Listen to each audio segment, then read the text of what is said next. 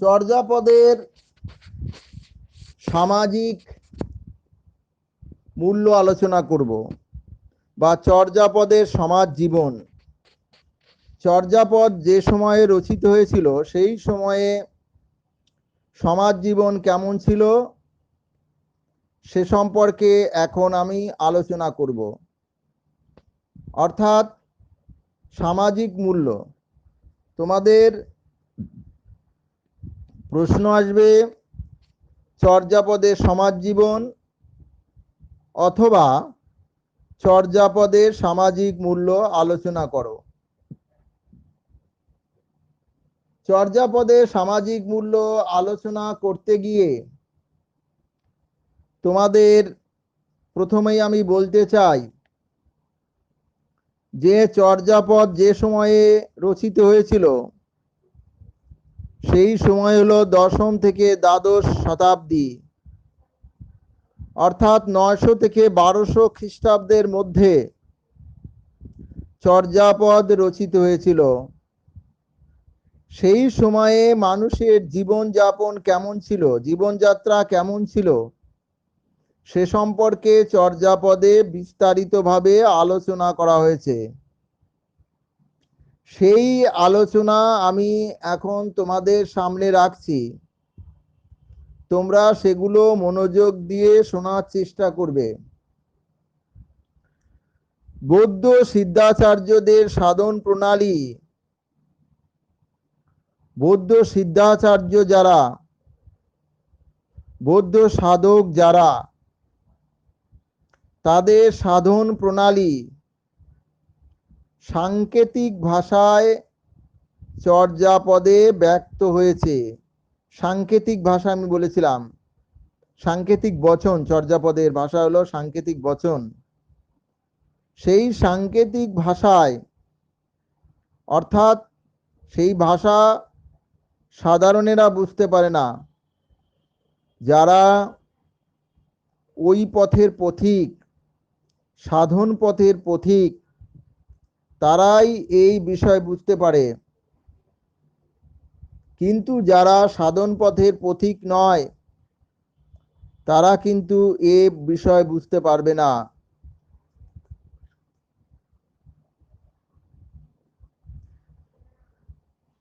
কিন্তু নিরবয়ব গুহ্য তত্ত্বকে, গুহ তত্ত্ব বা গোপন তত্ত্বকে প্রকাশ করতে গিয়ে কবি সাধকেরা প্রায়শই সমসাময়িক জীবনযাপনকে রূপক ও চিত্রকল্পরূপে প্রয়োগ করেছেন। অর্থাৎ চর্যাপদের যে সাংকেতিক বচন, সেই সাংকেতিক বচনকে প্রকাশ করতে গিয়ে সেই সময়ের সাধকেরা বা কবিরা সমাজ জীবনকে রূপক ও চিত্রকল্প রূপে প্রয়োগ করেছেন।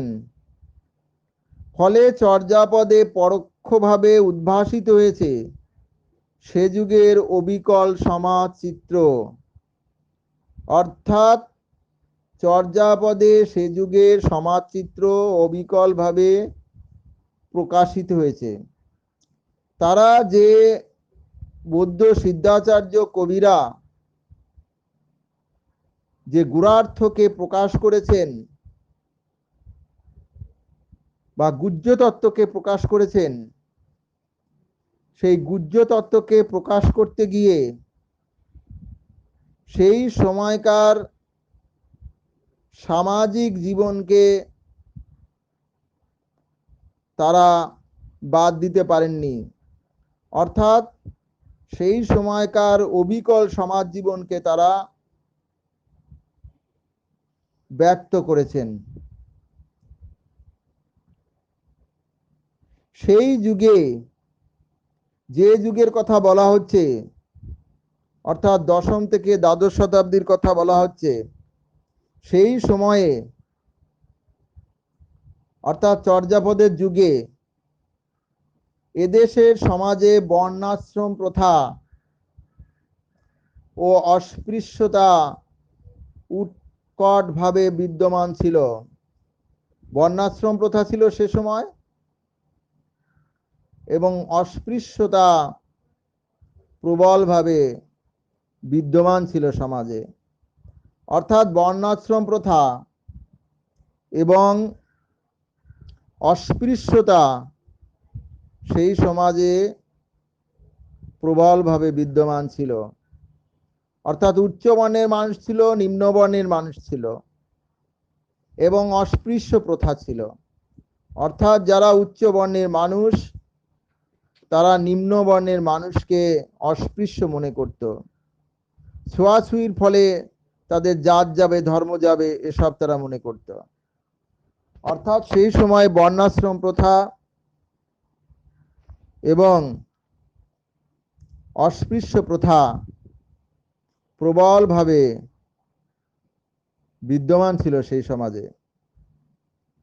অভিজাত শ্রেণীর লোকেরা নগরে বাস করত, শহরে বাস করত। অভিজাত শ্রেণীর লোকেরা সেই সময়ে শহরে বাস করত এবং অস্পৃশ্য ও অন্তজ শ্রেণীর মানুষেরা বাস করত নগরের বাইরে। অর্থাৎ অন্তজ শ্রেণীর মানুষ যারা নিম্ন বর্ণের মানুষ, নিম্ন শ্রেণীর মানুষ, তারা নগরের বাইরে বাস করত।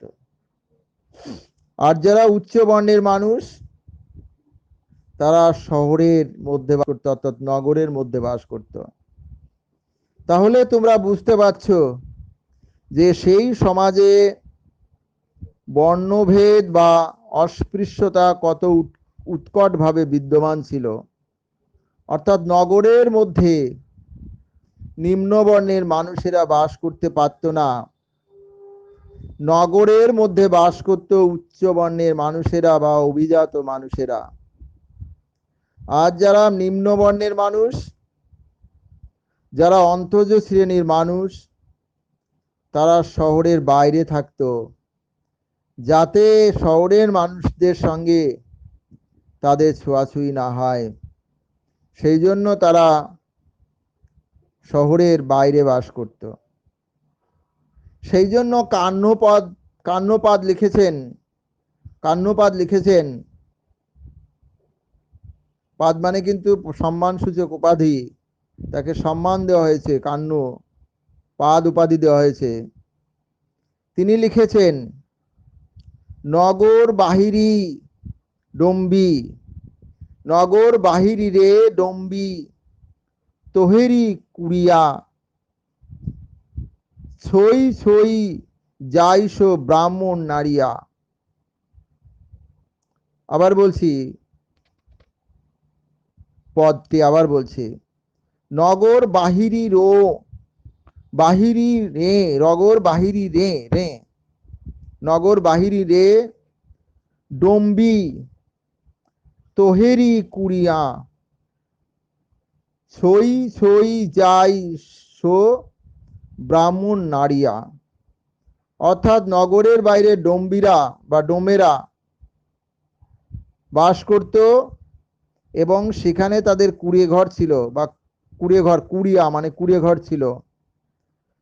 আর ব্রাহ্মণেরা সদাই তাদের সংস্পর্শ এড়িয়ে চলত। অর্থাৎ নগরের মধ্যে যারা থাকতো, যে ব্রাহ্মণরা, তারা ডোমদের যে কুড়ে ঘর ছিল নগরের বাইরে, তাদের সংস্পর্শ এড়িয়ে চলত। অর্থাৎ আগেই বলেছি যে চর্যাপদের সমাজ জীবন আলোচনা করার সময় বলেছি যে চর্যাপদে সেই সময়কার সমাজ জীবনের চিত্র পরিষ্কারভাবে ফুটে উঠেছে। সেই সমাজ জীবনে কি ধরনের সমাজ ছিল সেই সম্পর্কেও চর্যাপদে আলোচনা করা হয়েছে।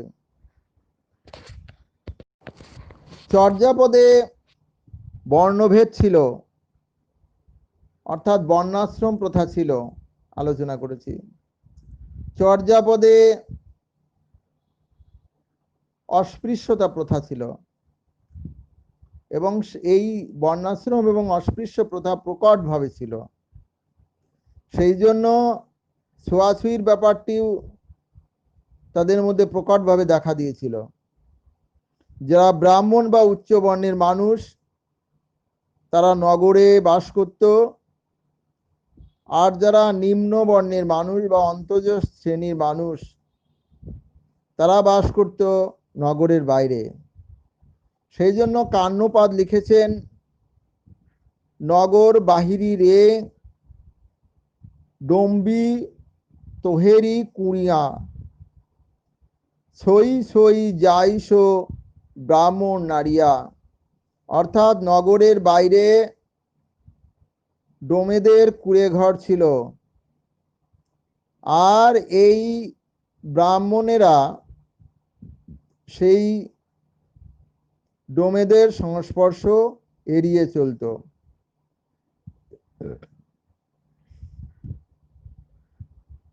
বেদ কন্যা, বেদ যারা স্বীকার করে, সেই বেদ কন্যা বসবাস করে নগরের বাইরে উচ্চ পর্বতে,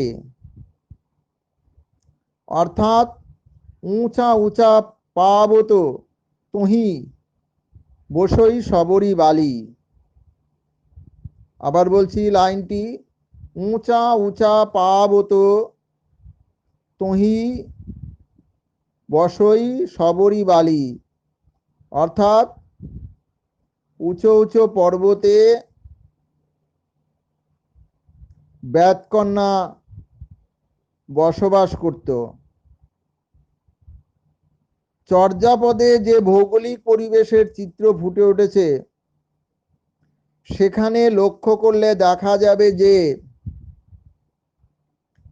নিঃসন্দেহে বাংলাদেশ ছিল নদীমাতৃক দেশ।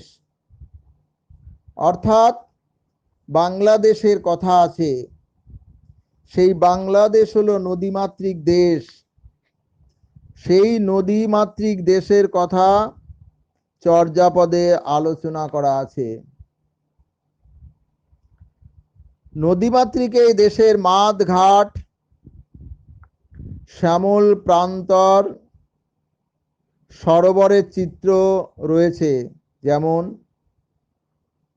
তেমনি চর্যাপদে রয়েছে নদী, নৌকা, নদীর উপর সাঁকো, কেরিওয়াল, দাঁড় টানা, গুণ টানার কথা। অর্থাৎ দাঁড় টেনে যে নৌকা নিয়ে যাওয়া হয়, সেই দাঁড় টেনে নৌকা নিয়ে যাওয়া হয় সে কথাও এখানে উল্লেখ করা আছে। অর্থাৎ নদীমাতৃক দেশে যে নৌকারা থাকে, অর্থাৎ একদিকে যেমন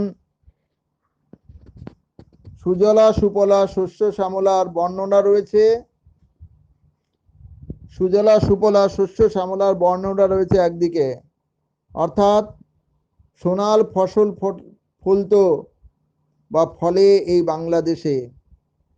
অন্যদিকে তেমনি এই নদীতে নৌকা চলাচলের যে চিত্র, সেই নৌকা চলাচলের চিত্র এখানে বর্ণনা করা আছে। অর্থাৎ নদীমাতৃক দেশে যে ধরনের পরিবেশ দেখা যায়, সেই ধরনের পরিবেশের বর্ণনা এই চর্যাপদে উল্লেখ করা হয়েছে।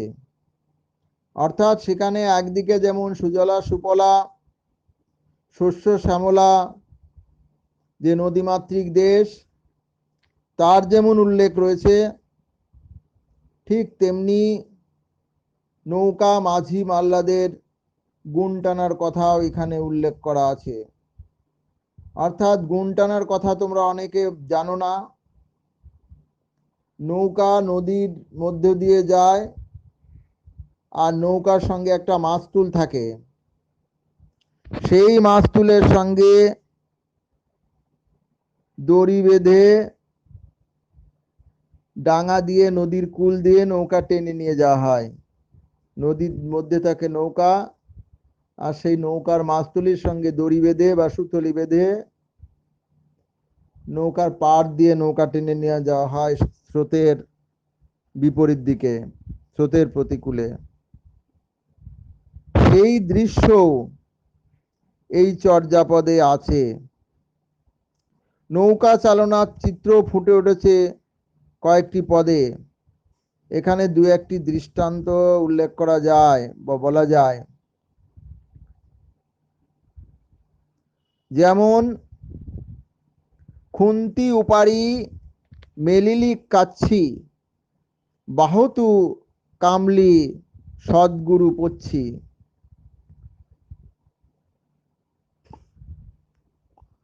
খুন্তি উপারি মেলিলি কাচ্ছি, খুন্তি উপারি মেলিলি কাচ্ছি।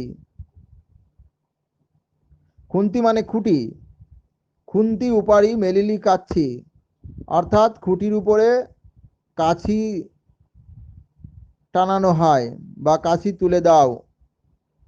বাহুতু কামলি সদ্গুরু পাচ্ছি, সদ্গুরুকে জিজ্ঞাসা করে নৌকা বেয়ে যাও। অর্থাৎ নৌকার উপরে যে খুঁটি থাকে সেই খুঁটিতে দড়ি বেঁধে সদ্গুরুকে জিজ্ঞাসা করে নৌকা বেয়ে নিয়ে যাও। অর্থাৎ বাহুতু কামলি সদ্গুরু পুচ্ছি, পুচ্ছি মানে তাকে জিজ্ঞাসা করো, পুচ্ছি করো তাকে, জিজ্ঞাসা করে সেই নৌকাটাকে টেনে নিয়ে যাও। এই যে চর্যাপদের যে বিভিন্ন চিত্র, সামাজিক যে চিত্র, এখানে কিন্তু আমি এক এক করে বর্ণনা করছি। চর্যাপদে যে সমস্ত মানুষদের কথা উল্লেখ করা আছে,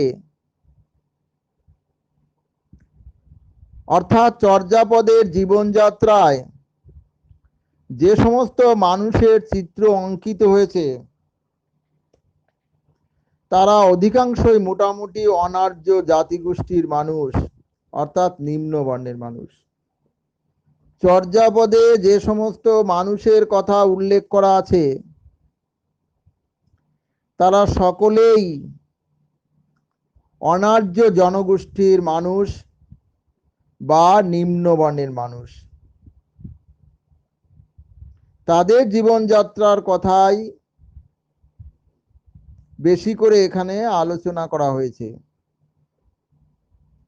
এখানে কৃষিকাজ, পশু শিকার, মৎস্য শিকার প্রভৃতি বৃত্তির পাশাপাশি দেখানো হয়েছে মাঝি মাল্লাদের নৌকা চালনার বৃত্তি, কাঠুরিয়াদের বৃত্তি, ছুতরদের বৃত্তি, ঝুড়ি চাংড়ি তৈরির কথা, ভিক্ষাবৃত্তির কথা, বাণিজ্যের কথা এই চর্যাপদে আলোচনা করা হয়েছে।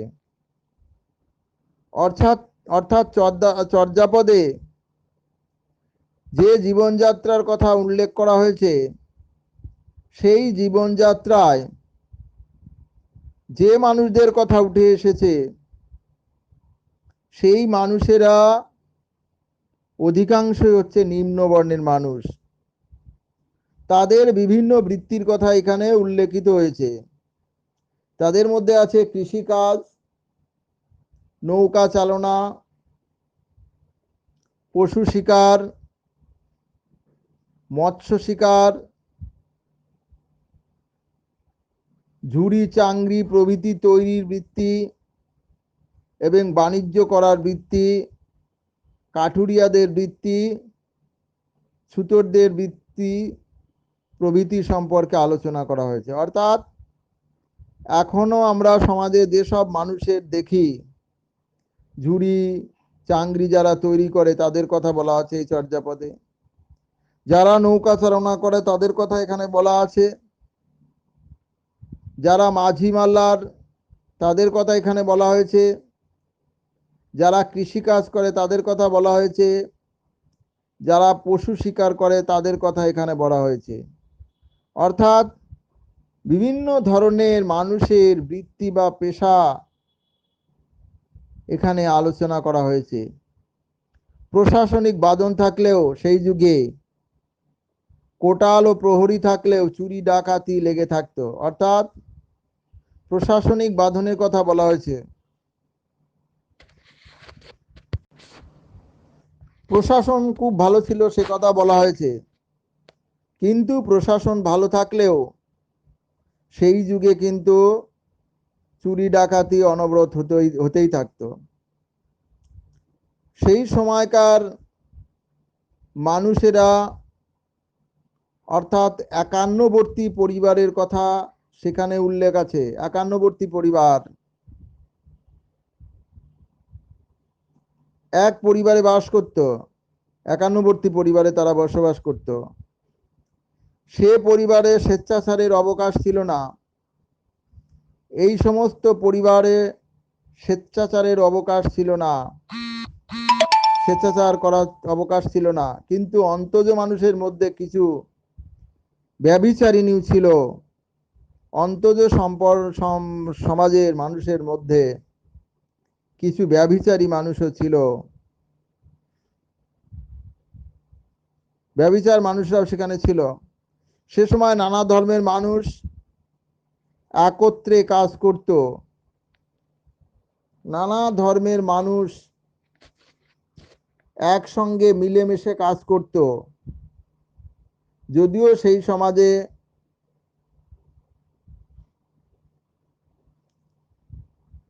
অস্পৃশ্যতা ছিল, তবুও সেই সমাজের মানুষ একত্রে মিলেমিশে বসবাস করত। ব্রাহ্মণ, কাপালিক, জৈন, সন্ন্যাসীদের ধর্মাচরণ পদ্ধতিকে ব্যঙ্গ করেছেন সিদ্ধাচার্যরা। অর্থাৎ বৌদ্ধ ধর্মের সাধকেরা ব্রাহ্মণ, কাপালিক, জৈন এবং সন্ন্যাসীদের যে ধর্মাচরণ, সেই ধর্মাচরণকে তারা ব্যঙ্গ বিদ্রূপ করেছেন। অর্থাৎ এদের ধর্মাচরণ তাদের কাছে পছন্দ হয়নি। ব্রাহ্মণদের ধর্মাচরণ, কাপালিকদের ধর্মাচরণ, জৈনদের ধর্মাচরণ এবং সন্ন্যাসীদের যে ধর্মাচরণ, সেই ধর্মাচরণ এই সিদ্ধাচার্য, বৌদ্ধ সিদ্ধাচার্য কবিদের কিন্তু পছন্দ হয়নি। সেই জন্য তাদের ধর্মাচরণের কথা এখানে কিন্তু পরিষ্কারভাবে ব্যক্ত করেছেন। মহাযান বৌদ্ধ ধর্মের সাধন তত্ত্বের কথাই এখানে মূলত আলোচনা করা হয়েছে এই চর্যাপদে। চর্যাপদে একান্নবর্তী পরিবারের কথা আলোচনা করেছে। সেখানে একান্নবর্তী পরিবারের স্বেচ্ছাচারের কোনো অবকাশ ছিল না, স্বেচ্ছাচারিতা ছিল না। কিন্তু কিছু নিম্নবর্ণের মানুষের মধ্যে, অন্তজ মানুষের মধ্যে ব্যভিচারিণীর কথা উল্লেখ আছে। সে সময় নানা ধর্মের মানুষ একত্রে বসবাস করত বা কাজও করত। সে সময় নানা ধর্মের মানুষ একত্রে বসবাস করত, তারা কাজও করত একত্রেই। ব্রাহ্মণ, কাপালিক, জৈন, সন্ন্যাসীদের ধর্মাচরণ পদ্ধতিকে এই বৌদ্ধ সিদ্ধাচার্য কবিরা ব্যঙ্গ বিদ্রূপ করেছেন। সে সময় মেয়েরা সাজসজ্জা করত, আনন্দের মুহূর্তে কর্পূর দিয়ে পান খেত তারা। মেয়েদের সাজসজ্জা ছিল খুব ভালো, এবং যখন আনন্দ পেত তারা পানের মধ্যে কর্পূর দিয়ে সেই পান খেত। সেটার একটি পদ আমি উল্লেখ করছি। হি ওহি মহাসুহে কা পুরো তাম্বুল খাও। হি ওহি মহাসুহে কা পুরো তাম্বুল খাও। মদ্যপানও করতো সে যুগে, পান খেত, মদ্যপান করত। আমোদ প্রমোদের ক্ষেত্রে নাটক ও নৃত্য গীতের উল্লেখ রয়েছে। অর্থাৎ আমোদ প্রমোদ যখন করত তখন তারা নাচ গানের মাধ্যমে আমোদ প্রমোদ করত। নাচ গানের মাধ্যমে আমোদ প্রমোদের কথা এখানে বলা আছে। বজ্রাচার্য নাচছেন, দেবী গাইছেন, অর্থাৎ দেবী গাইছেন আর বজ্রাচার্য নাচছেন। চলছে বুদ্ধ নাটকের অভিনয়। সে সময় বুদ্ধ নাটকের অভিনয় হতো। এভাবে চর্যাপদে বাংলার বুদ্ধ নাটকের অভিনয় হতো। আনন্দ আমোদ প্রমোদ ছিল। নাটক গানের মাধ্যমে আমোদ প্রমোদ হতো, নৃত্যগীতের মাধ্যমে আমোদ প্রমোদ করা হতো। এভাবে চর্যাপদে বাংলার সমাজ জীবনের সামগ্রিক চিত্র তুলে ধরা হয়েছে এবং এই সামগ্রিক চিত্র তুলে ধরার ফলে সেদিকের একটা চিত্র স্পষ্ট হয়ে উঠেছে। অর্থাৎ চর্যাপদে যে সমাজচিত্রের কথা উল্লেখ করা আছে, সেই সমাজচিত্রে যে সমস্ত বিষয় আলোচনা করা হলো, সেই বিষয়গুলি আলোচনার মাধ্যমে বলা যায় যে চর্যাপদের সে যুগের একটি সমাজচিত্র স্পষ্ট হয়ে উঠেছে। আমরা যদি এগুলোকে বিভিন্ন পয়েন্টের মাধ্যমে আলোচনা করি, তাহলে কিন্তু আরো ভালোভাবে তোমরা বুঝতে পারবে। অর্থাৎ চর্যাপদে সমকালীন অর্থাৎ খ্রিস্টীয় দশম থেকে দ্বাদশ শতকে বাংলার দেশকাল, সমাজ ও গার্হস্থ্য জীবনের বাস্তব চিত্র ফুটে উঠেছে।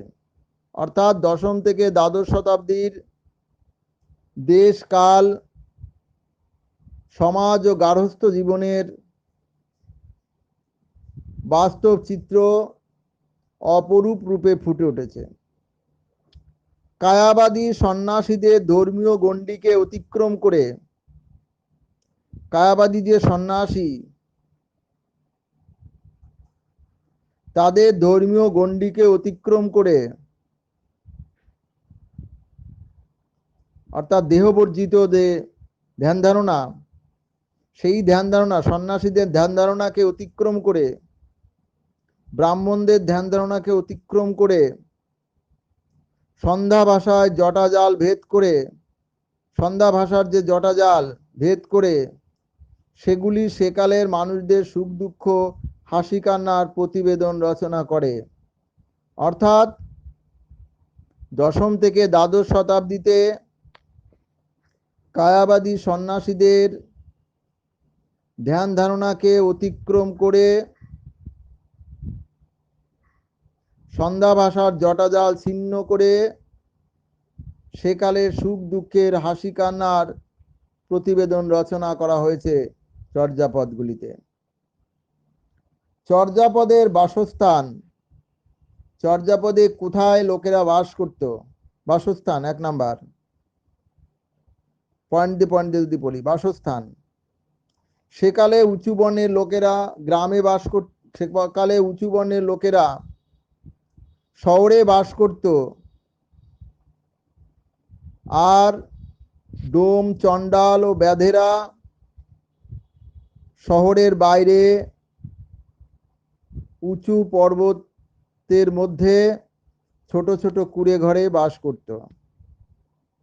অর্থাৎ বাসস্থান যদি আমি বলি, বাসস্থানের মধ্যে দেখা যাচ্ছে যে যারা উচ্চ বর্ণের লোক, তারা শহরের মধ্যে বাস করত বা গ্রামের মধ্যে বাস করত, আর যারা নিম্ন বর্ণের মানুষ বা অন্তজ সম্প্রদায়ের মানুষ, তারা গ্রামের বাইরে বা শহরের বাইরে উঁচু উঁচু পর্বতের মধ্যে ছোট ছোট কুঁড়ে ঘরের মধ্যে তারা বাস করত। 2 নাম্বার বৃত্তি বা পেশা। সেই যুগের মানুষের পেশা কি ছিল? চর্যাপদে উপেক্ষিত মানুষগুলির নানা জীবিকার কথা উল্লেখ করা আছে। চর্যাপদে উপেক্ষিত মানুষগুলির নানা জীবিকার কথা উল্লেখ করা আছে। অর্থাৎ চর্যাপদে যেমন শস্য শ্যামলা, সুজলা সুফলা বাংলাকে তুলে ধরা হয়েছে, ঠিক তেমনিভাবে সেই সময়কার মানুষদের বিভিন্ন বৃত্তি বা পেশার কথা উল্লেখ করা হয়েছে। যেমন মাঝিরা নৌকা চালনা করত,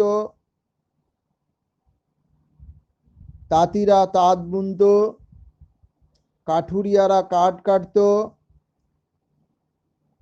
ব্যাদেরা শিকার করত, আর ডোমেরা টাঙ্গি তৈরি করত এবং সুরীরা মদ তৈরি করত।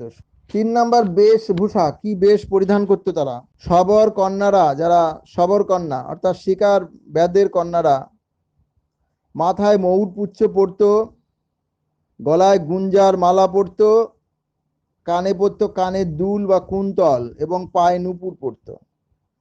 অর্থাৎ সে যুগের মেয়েরা নানা বেশভূষায় সজ্জিত হতো। খাদ্যদ্রব্য, তারা কি খেত? সেই সময়ে লোকেরা সাধারণত ভাত খেত। এছাড়া তেঁতুল ও কম্বুচিনা ফলের উল্লেখ করা আছে। অর্থাৎ কম্বুচিনা যে ফল, সেই ফলের উল্লেখ পাওয়া যায়, কিন্তু সে ফল সম্পর্কে সঠিক কোনো ধারণা এখনো পাওয়া যায়নি। সাধারণত ভাত মাছ খেত সে যুগের মানুষেরা, ভাত মাছ মাংস এগুলো খেত। যেহেতু তারা শিকার করত, সেই জন্য তারা ভাত মাছ মাংস এগুলো খেত। তেঁতুল খেত, তেঁতুলের টক খেত, আর কম্বুচিনা নামে এক ধরনের ফল খেত। সেই কম্বুচিনা ফলের কোনো পরিচয় আজ পর্যন্ত পাওয়া যায়নি। আমোদ প্রমোদ, কি আমোদ প্রমোদ করতো তারা? চর্যাপদের মানুষগুলি ছিল অত্যন্ত দরিদ্র।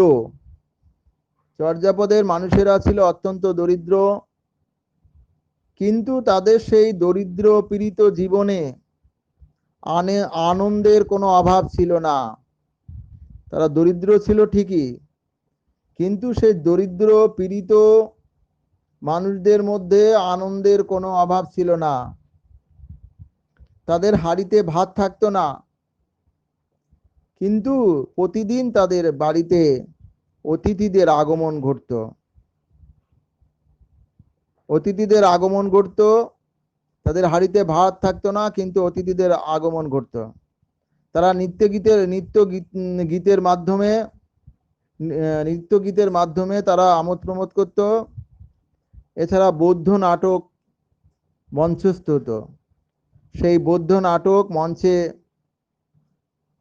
মঞ্চস্থ হতো এবং সেগুলির মঞ্চস্থের সময় নৃত্য গীতের মাধ্যমে তারা আমোদ প্রমোদ করত। সেকালে মানুষ মারা গেলে তার সৎকার করার রীতিও প্রচলিত ছিল। সেকালের মানুষ যদি মারা যেত, একালের মানুষদের মতো তাদের সৎকার করার প্রচলন ছিল। অর্থাৎ চর্যাপদের সামাজিক যে মূল্য, চর্যাপদের যে সমাজ জীবন, সেই সমাজ জীবনকে কয়েকটি পয়েন্টে আলোচনা করলাম।